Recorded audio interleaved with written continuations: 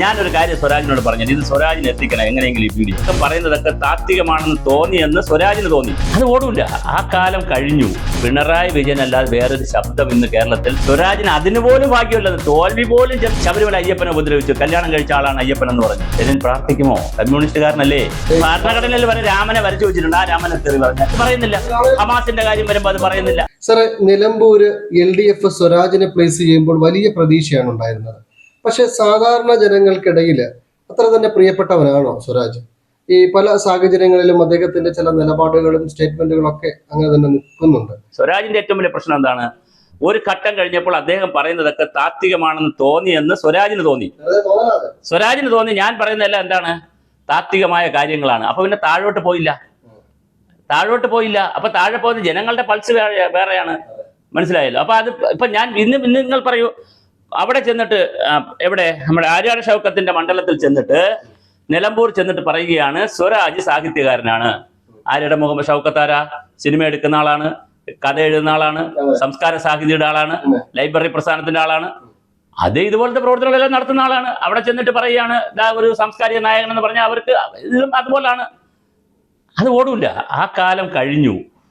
അതുപോലെ തന്നെ ഈ ഓവറായിട്ട് ഇങ്ങനെ തള്ളിമറിച്ചാലൊന്നും ജനം ഇതെടുക്കത്തില്ല. എല്ലാവർക്കും തിരിച്ചറിയാം. നിങ്ങൾ ന്യൂജൻ കുട്ടികളോടും പുതിയ തലമുറ എല്ലാവരോടും ചോദിച്ചോളൂ. ജനങ്ങൾക്ക് അല്ലെങ്കിൽ പുതിയ തലമുറയിലുള്ളവർക്ക് തിരിച്ചറിയാനുള്ള ഒരു ബോധം വന്നു. എല്ലാവർക്കും ബോധം വന്നിട്ടുണ്ട്. തെറ്റും ശരിയും തിരിച്ചറിയാനുള്ള ബോധം താഴെ തട്ടിൽ വന്നിട്ടുണ്ട്. വ്യവസായികളെ നമ്മൾ സ്വാഗതമെന്ന് പറയുകയും കിറ്റക്സ് സാബുവിനെ കൊല്ലുകയും അതുപോലുള്ള ആളുകളെ കൊല്ലുകയും ചെയ്യും, ആന്തൂറിലെ ആളുകൾ മരിക്കുകയും ചെയ്യുമ്പോൾ ജനം ഇത് കണ്ടുകൊണ്ടിരിക്കുകയാണ്. അവർ കണ്ടുകൊണ്ടിരിക്കുകയാണ്. അപ്പൊ എല്ലാവരും ജനങ്ങൾ കാണുകയല്ലേ. ആദിവാസികൾ കൊള്ളാമെന്ന് പറയും, കൊള്ളാമെന്ന് പറയുകയും വേടനെ അറസ്റ്റ് ചെയ്യുകയും വേടനെ പീഡിപ്പിക്കുകയും ചെയ്യും. വേടനെ അറസ്റ്റ് ചെയ്തത് തെറ്റ് ശരിയല്ല, അത് വേറെ വീഡിയോ ചെയ്യാം വിഷയമാണ്. എങ്കിലും അതിനെ ഒന്ന് കൺഫ്യൂസ് ചെയ്യിച്ചു കളഞ്ഞു. ആ വിഷയത്തെ ഇട്ട്, ആ വനം വകുപ്പിന്റെ വിഷയത്തെ ഇട്ട് ആകെ കൺഫ്യൂസ് ചെയ്യിച്ചു. അതിന്റെ ആവശ്യമില്ലായിരുന്നു. അപ്പൊ ഇത്തരത്തിൽ വിഷയങ്ങളിൽ ഒരു സമീപനം, അതിന്റെ പ്രശ്നം എന്ന് വെച്ചാൽ പിണറായി വിജയൻ അല്ലാതെ വേറൊരു ശബ്ദം ഇന്ന് കേരളത്തിൽ ഇല്ല. മറ്റ് മന്ത്രിമാരൊക്കെ സ്വതന്ത്രമായി ആരും പ്രവർത്തിക്കുന്നില്ല. അങ്ങനെ പ്രവർത്തിക്കാത്തതിന്റെ ഒരുപാട് അബദ്ധങ്ങളാണ് നടക്കുന്നത്. ഈ കോൺഗ്രസിന്റെ ചില കോർണർ പറയുന്നുണ്ട്, ഈ അതായത് അയ്യപ്പന്റെ വിഷയം വന്ന സമയത്ത് സ്വരാജിന്റെ ഒരു സ്റ്റേറ്റ്മെന്റ് ഒക്കെ ഉണ്ടായിരുന്നല്ലോ ഈ ശബരിമല വിഷയമായിട്ട് ബന്ധപ്പെട്ടും. അത് അത്തരം കാര്യങ്ങളൊക്കെ ഇതിന് ഏതെങ്കിലും തരത്തിൽ അല്ല, അത് രണ്ട് രീതിയിൽ എടുക്കാം നമുക്ക്. ഒന്ന്, വിശ്വാസികൾ എപ്പോഴും അങ്ങനെ പറഞ്ഞുകൊണ്ടിരിക്കും. ഇന്ന് വേറൊരു ട്രോൾ ഇറങ്ങുന്നുണ്ട്. VS അച്യുതാനന്ദനെ ക്യാപിറ്റൽ പണിഷ്മെന്റ് കൊടുക്കണമെന്നും അധികാരമോഹിയാണ് VS എന്നും ആര് പറഞ്ഞു എന്നാ പറയണേ? സ്വരാജ് പറഞ്ഞു. അതുകൊണ്ടാണ് നമ്മുടെ സ്വരാജിന്റെ തോൽവി പോലും കേൾക്കാൻ ആർക്കും ഇപ്പൊ കഴിയുന്നില്ല. VSന് കഴിയുന്നില്ല. ഹാർട്ട് അറ്റാക്ക് ആയിട്ട് ഹോസ്പിറ്റലിലാണ്. ഇത് ഞാൻ പറഞ്ഞതല്ല, എനിക്ക് അങ്ങനെ ഒരു അഭിപ്രായമില്ല. VSന് ഒരിക്കലും ഹാർട്ട് അറ്റാക്ക് വരാൻ പാടില്ല. അദ്ദേഹം എത്രയോ വലിയ നേതാവാണ് കേരളത്തിലെ. ഇന്ന് ജീവിച്ചിരിക്കുന്ന എത്രയോ വലിയ ആളാണ്. യഥാർത്ഥ കമ്മ്യൂണിസ്റ്റുകാരാണ്. ഈ പ്രായത്തിൽ പ്രായമായി, നല്ല വയസ്സായി, എന്നാലും പുള്ളി. പക്ഷെ ട്രോൾ എന്താണെന്നറിയോ സോഷ്യൽ മീഡിയയിലെ? സ്വരാജിന് അതിന് പോലും ഭാഗ്യമുള്ളത്. തോൽവി പോലും ചെന്ന് മുത്തശ്ശനോട് പറയാൻ, അല്ലെങ്കിൽ കാരണവരോട് ചെന്ന് ഞാൻ തോറ്റുപോയെന്ന് പറയാൻ പോലും എന്തില്ല, അവസരമില്ല, ആ ഭാഗ്യമില്ല. കാരണവർക്ക് സീരിയസ് ആയിട്ട് സുഖമില്ല കിടക്കുന്നു. അതാണ് ട്രോള്. ശബരിമല അയ്യപ്പനെ ഉപദ്രവിച്ചു, കല്യാണം കഴിച്ച ആളാണ് അയ്യപ്പൻ എന്ന് പറഞ്ഞു. അടുത്ത ട്രോള്. ഇന്ത്യക്ക് ഓപ്പറേഷൻ സിന്ധുവുമായി ബന്ധപ്പെട്ട് ഇതുപോലെ പറഞ്ഞു. എന്തിനാ അങ്ങനെ പറയുന്നത്? ഒരു മഹാഭൂരിപക്ഷത്തിന് വേദന ഉണ്ടാക്കുന്ന വിഷയം പറയാതിരിക്കുക. ഞാൻ സ്വരാജ് താത്വിക ആചാര്യനായിട്ട് ഞാൻ കാര്യം പറഞ്ഞുതരാം. അല്ല, ഞാനൊരു കാര്യം സ്വരാജിനോട് പറഞ്ഞു, ഇത് സ്വരാജിന് എത്തിക്കണം എങ്ങനെയെങ്കിലും ഈ വീഡിയോ. ഞാനൊരു കാര്യം പറഞ്ഞു. ലെനിൻ ലോകത്തിലെ ഏറ്റവും വിപ്ലവകാരികളിൽ അഗ്രഗണ്യനാണല്ലോ. കാറൽ മാർക്സും ലെനിനും, പിന്നെ അതുപോലെ സോവിയറ്റ് റഷ്യയിലുള്ള ആളുകളൊക്കെ വലിയ ആളുകളാണല്ലോ. ഒരിക്കൽ ലെനിൻ അവിടെ ഒരു പെൺകുട്ടിക്ക് എന്ത് പറ്റി? സുഖമില്ലാതായി. ആ പെൺകുട്ടി, അന്ന് സോഷ്യൽ മീഡിയ ഒന്നുമില്ല, പക്ഷെ പെൺകുട്ടിയുടെ ആഗ്രഹമായിട്ട് പെൺകുട്ടി പറഞ്ഞത്, എനിക്ക് ആരെ കാണണം? ലെനിനെ കാണണം. ലെനിൻ വന്നു. എവിടെ വന്നു? പ്രസിഡന്റ് അല്ലേ, ചെറിയ ആളല്ലല്ലോ. ലെനിൻ വന്നു, സാധാ കുട്ടിയെ കാണാൻ വന്നു. പക്ഷേ ആ കുട്ടി പറഞ്ഞു, എനിക്കിതൊന്നും അല്ല വേണ്ടത്, 1 മിനിറ്റ് പ്രാർത്ഥിക്കണം എനിക്ക് വേണ്ടി. അപ്പൊ എല്ലാവരും ലെനിനെ നോക്കി, പത്രക്കാരൊക്കെ ഉണ്ട്. ലെനിൻ പ്രാർത്ഥിക്കുമോ? കമ്മ്യൂണിസ്റ്റുകാരനല്ലേ? ലെനിൻ പ്രാർത്ഥിച്ചു. ഇത് ചരിത്രം പഠിക്കണം കമ്മ്യൂണിസ്റ്റുകാർ.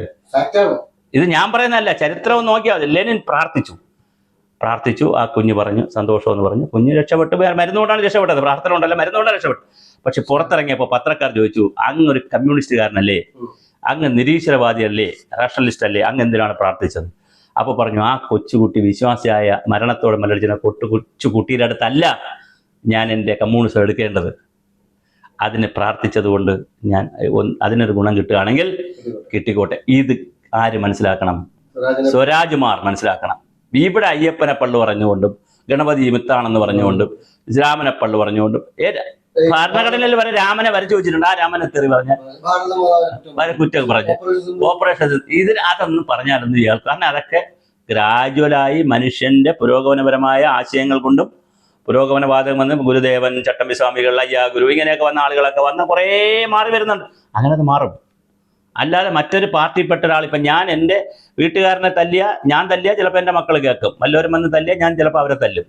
തെറ്റ് ചെയ്താൽ എന്ന് പറഞ്ഞ പോലെ മറ്റൊരാൾ, പാർട്ടിയിൽപ്പെട്ട ആൾ, ഇതിലൊന്നും വിശ്വാസമില്ലാത്ത ഒരാൾ ഒരു വിശ്വാസിയെ വന്ന് തള്ളിപ്പറയുമ്പോൾ സ്വാഭാവികമായിട്ട് ബുദ്ധിമുട്ടുണ്ടാവും.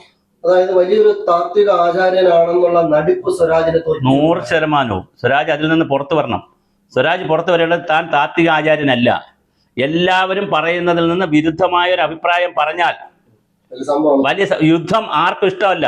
പക്ഷെ നമുക്ക് തല്ലിഷ്ടമേ അല്ല. പക്ഷെ അപ്പുറത്തെ വീട്ടുകാരൻ നമ്മളെ തല്ലാൻ വരുമ്പോൾ നമ്മൾ എന്ത് ചെയ്യണം? വടി ചിലപ്പോൾ എടുക്കേണ്ടി വരും. ചില വിഷയങ്ങൾ പറയുന്നില്ലല്ലോ. വരുന്നില്ല, അത് പറയുന്നില്ല. ഹമാസിന്റെ കാര്യം വരുമ്പോൾ അത് പറയുന്നില്ല. അവിടെയാണ് പ്രശ്നം. അപ്പൊ വളരെ സെലക്റ്റീവാണ് കാര്യങ്ങൾ പറയുന്നതിൽ. യുദ്ധത്തിന്റെ കാര്യം അപ്പൊ സ്വരാജിനെ സംബന്ധിച്ചിടത്തോളം സ്വരാജിന്റെ ചില നീക്കങ്ങൾ ഈ പറഞ്ഞ പോലെ വളരെ സെലക്റ്റീവാണ്. എന്തുകൊണ്ട്? ഹിന്ദുവിനെ പറയുന്ന പോലുള്ള കുഴപ്പങ്ങൾ ഇസ്ലാമിലുണ്ടല്ലോ, ആ ക്രിസ്ത്യൻസിലുണ്ടല്ലോ. ഇപ്പൊ രവിചന്ദ്രനെ പോലെയുള്ള യുക്തിവാദികളൊക്കെ എല്ലാറ്റിനെയും വിമർശിച്ചുകൊണ്ട് നടക്കുന്നു. ആരും അവരൊന്നും പറയുന്നില്ല. വേണം കേൾക്കുന്നു, അവരൊരു ഹാൾ അടച്ചിട്ടിട്ട് അവർക്ക് താല്പര്യമുള്ളവരെ പറയുന്നു, അവരെല്ലാവരെയും പറയുന്നു. സന്തോഷം. പക്ഷെ ഇത് വളരെ സെലക്റ്റീവായി പറയുമ്പോൾ സ്വാഭാവികമായിട്ട് ഇപ്പോൾ ഒരു കൺസോൾട്ടേഷൻ ഇപ്പുറത്ത് എന്ത് ചെയ്യും?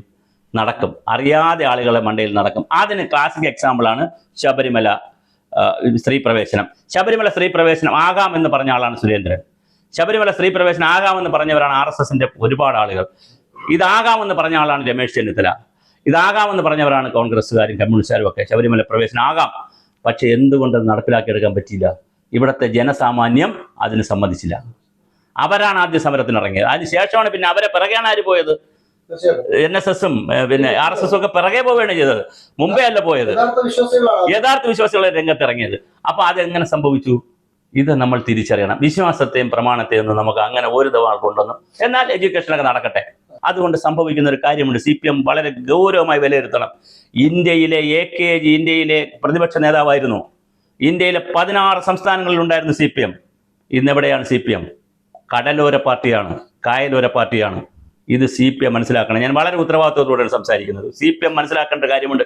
ഇവിടെ 7, 8, 9 ഒരു വശത്തെ ലീഗിന്റെ ഒരു കഷ്ണം, INL എന്ന് പറഞ്ഞൊരു കഷ്ണം, മാണി കോൺഗ്രസ്, സകല അപ്പുറത്ത് എന്തൊക്കെ ഉണ്ടോ അതുപോലെ സകലതിനെയും പീസാക്കി കുറച്ച് ആളുകളെയും കൊണ്ടുവന്ന് ഒരു CPM ആയിട്ടുള്ള ഒരു ഘടക കക്ഷി എല്ലാം കൂടെ വച്ച് ഓടുന്ന ഒരു സംവിധാനത്തിനപ്പുറം CPM എവിടെയാണ് ഇന്ത്യയിൽ?